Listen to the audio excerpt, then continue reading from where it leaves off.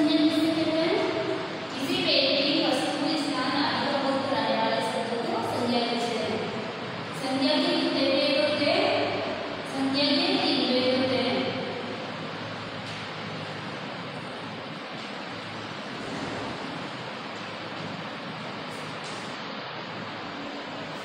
संज्ञा के 3 भेद होते हैं। पहला है व्यक्तिवाचक संज्ञा। दूसरा है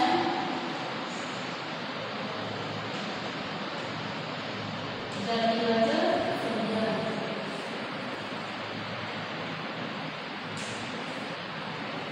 तीसरा है भाववाचक।